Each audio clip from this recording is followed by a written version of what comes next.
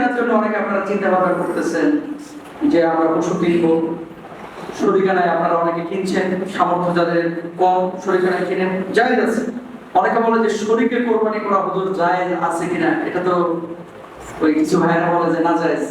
অথচ হুদায়বিয়ার সময় সাহাবীরা করেছেন। সাহাবীরা হাদিসের তিরমিজির মধ্যে আছে দহাইনা বাকরাতান আন সাবাতিন, যে আমরা একটা গরুর উপরে 7 জন কি করেছিলাম, শরীক হয়েছিলাম, এভাবে কোরবানি করেছিলাম সফরের হালতে। তো সফররত অবস্থা হোক আর মুকিম অবস্থায় হোক, যাদের সামর্থ্য কম আপনারা শরীকানায় কোরবানি আপনারা দিতে পারবেন। তবে পশু কেনার সময় অবশ্যই সবার মতামতের ভিত্তিতে পশুটা ক্রয় করতে হবে। শরীকানায় যে সমস্ত সুবিধা এবং অসুবিধা দুটোই আছে, আমি আপনাদেরকে কয়েকটা সুবিধা এবং অসুবিধার কথা বলে দিই জানার জন্য, নাহলে কোরবানি অশুদ্ধ হয়ে যাওয়ার সম্ভাবনা আছে। যেমন দেখেন, 1 নাম্বার সুবিধাটা হলো যে সবাই মিলে টাকা দিয়ে একটা বড় গরু আপনারা নিয়ে আসলেন। সুবিধাটা হলো কাজ শেয়ারিং করে করা যায়। কাজ মানে 7 জন মিলে আপনারা কাজ করতেছেন। এখানে কিছু আছে কুতুব, মানে গরু ধরতেও রাজি না, শুইতেও রাজি না, কাটতেও রাজি না, খালি বাড়িতে বসে বসে টিভি দেখে আর বলে দোস্ত কদ্দুর হইল। কথা বলেন না কেন? বাড়িতে বসে বসে টিভি দেখতেছে আর কতক্ষণ পর পর ফোন দিতেছে, আর কতক্ষণ এরকম কিছু লোক আছে। যদি সবাই মাইনে নেয় যে আপনার কাজ করা লাগবে না, আমরাই করতেছি, কোনো সমস্যা নাই, কোরবানি হয়ে যাবে। মনের ভিতরে যদি তুই একটা খুতুর করে এতে কাজ করে না, আমি কাজ করতেছি, কোরবানি কিন্তু ঝামেলা হবে।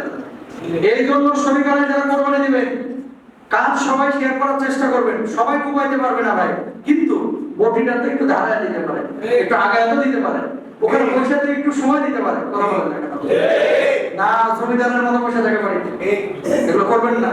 কোরবানি অশুদ্ধ হয়ে যাওয়ার সম্ভাবনা আছে। আপনি পারেন না তো ছাগল দেন, আপনার কে বলছে ওখানে যাইতে? আপনি পারবেন না এগুলো, একটা ছাগল দেন না ভাই, সমস্যা কোথায়? আজকে কোরবানি দিতে হবে জরুরি না, তখন পরের দিন দেন না।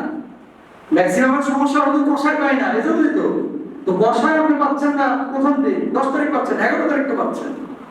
আচ্ছা 11 তারিখও পাচ্ছেন না, 12 তারিখ তো অবশ্যই পাচ্ছেন, তারপরে সেদিন করেন। তো সুবিধা হচ্ছে সবাই মিলে কাজ শেয়ার করা যায়। 2 নম্বর, কোরবানির পশু যখন আপনি কিনতে যাচ্ছেন, ভিডিওগুলো অনেকে দেখেন, অনেকে বলেন যে ভাই 7 জন যদি শরীক থাকেন, 5 জন যদি থাকেন, সবার মতামতের ভিত্তিতে পশুটা নিতে হবে। যেমন 2 জনের পছন্দ হয়েছে, 3 জনের পছন্দ হয়নি, আপনি একটু মোড়ল টাইপের, এই জন্য ওইটাই কিনে নিয়ে চলে এসেছেন। 3 জনের কাছে পছন্দ হবে কোরবানি, মতামত সবার থেকে নিতে হবে। টাকা পয়সা যদি ঝামেলা হয়, হানাফি মাযহাবের একটা রায় অনুযায়ী যদি একজনের ঝামেলা হয়, সবার কোরবানি পশু নিতে হয়ে যাবে। তবে শাফি মাযহাবের কিছু কথা এটা বেশি গ্রহণযোগ্য মনে হয়েছে। তারা বলতেছে যে কোরবানি যারা 7 জন অংশগ্রহণ করছে, যারা 7টা কোরবানি দিচ্ছে, তো ও হারাম খাইছে, ওর হারামের দায়ভার আমি কেন নেব? এটা আমি নেব না। কিন্তু পশুদের হলো একটা হানাফি মাযহাবের রায়, এই জন্য এখানে হারামের সংমিশ্রণ ঢুকে গেলে কোরবানি না হওয়ার সম্ভাবনা আছে। আচ্ছা, পশু যখন ক্রয় করে নিয়ে আসেন, খাবার দাবার এই পশুটাকে কে দিবে? এখানে একটা ঝামেলা তৈরি হয়। দেখা যাচ্ছে একজন লোক, উনিও নন প্রফেশনাল, গরুটাকে টানতে যায়, ঘুষ মেরে আর মাঞ্জা ব্যথা করে দিয়েছে, পায়ের উপর পা তুলে দিচ্ছে। তো এই কাজগুলোতে কি হয়? ভুল বোঝাপড়া হয়। এই জন্য সব কিছু ভেঙে নেবেন যে আমরা মিলেমিশে কাজ করব। আর এই জন্যই আমরা বারবার বলি যে এইসব মনোমালিন্যতা হয়, বিধায় কোরবানি প্রশ্নবিদ্ধ হয়। তাই বলে যে একা একা আপনারা কোরবানি দেন, একটা ছোট ছাগল নিয়ে আসেন, ওটা তো কাটতে এত সমস্যা হয় না, গরু সেটা ঝামেলা হয়। তারপরে গোশত যখন মিক্সিং করতেছেন, ভুঁড়ি মিক্সিং করতেছেন, পা সমভাবে সব কিছু বন্টন করতে হবে। কারো দিকে ভালো, কারো দিকে খারাপ, এরকম কোনো কিছু হতে পারবে না। কসাইকে যখন আপনারা টাকাটা দিবেন, সবাই সমভাবে টাকাটা দিবেন। জবাই যখন যিনি করবে, সেটা হুজুর করুক, সেটা আশপাশের মহল্লার করুক, কসাইকে যেরকম পারিশ্রমিক দেন, যিনি এই জবাইটা করতেছে তাকে পারিশ্রমিক দিবেন। কারণ কি? এটা কসাইয়ের একটা পাক, যেটা কসাইরা করে, এটা হুজুরের দায়িত্ব না। কিন্তু হুজুর যদি করে, এখানে সম্মানে দিবেন। শুধু এখানকার কথা না, সারা দুনিয়ার কথা এটাই।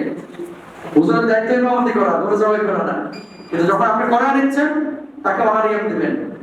তারপর আসেন শরীকানার কোরবানির ক্ষেত্রে গরু যখন নির্বাচন করবেন, গরুর বৈশিষ্ট্যগুলো ঠিক আছে কিনা, বয়স ঠিক আছে কিনা, দাঁত ঠিক আছে কিনা, তারপরে এই পশুটা ল্যাংড়া খোলা কিনা, পশুটার ভিতরে কোনো মেডিসিন প্রয়োগ করা হয়েছে কিনা এই জিনিসগুলো খেয়াল করবেন, তারপর গরুটাকে নির্বাচন করবেন। ইনশাআল্লাহ সবাই